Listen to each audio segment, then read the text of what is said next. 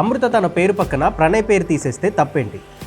ప్రణయ్ హత్య కేసులో నిందితులకు శిక్ష పడినప్పటి నుంచి అమృత మళ్ళీ ఇంటర్నెట్లో ట్రెండ్ అవుతోంది. మొదట్లో అమృత ఇన్స్టాగ్రామ్ ప్రొఫైల్ పేరు అమృత ప్రణయ్ అని ఉండేది. రీసెంట్గా అమృత ఆ పేరును మార్చి ప్రణయ్ పేరును తీసేసి అమృత వర్షిణి అని పెట్టుకుంది. దీంతో ఆమె ప్రణయ్ని మర్చిపోయింది, రెండో పెళ్లి చేసుకోవడానికి రెడీ అవుతోంది అంటూ సోషల్ మీడియాలో చాలామంది పోస్టులు పెడుతున్నారు. ఈ చర్చ పెట్టే వాళ్ళంతా ఒక్క మాట చెప్పండి, ప్రొఫైల్ పేరు మార్చుకుంటే తప్పేంటి?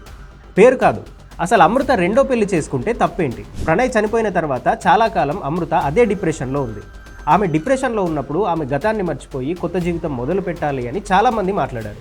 ఇప్పుడు ఆమె అదే పని చేస్తుంటే మళ్ళీ తప్పు చేస్తుంది అన్నట్టు పోస్టులు పెడుతున్నారు.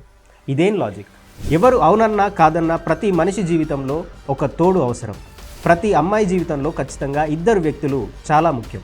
అది కన్న తండ్రి, కట్టుకున్న భర్త. కానీ అమృత విషయంలో ఆ ఇద్దరు ఇప్పుడు లేరు.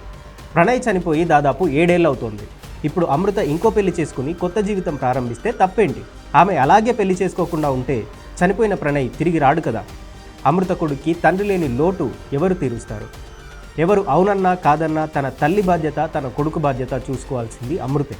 ఇన్ని బాధ్యతల మధ్య ఖచ్చితంగా ఆమెకు ఒక తోడు అవసరం.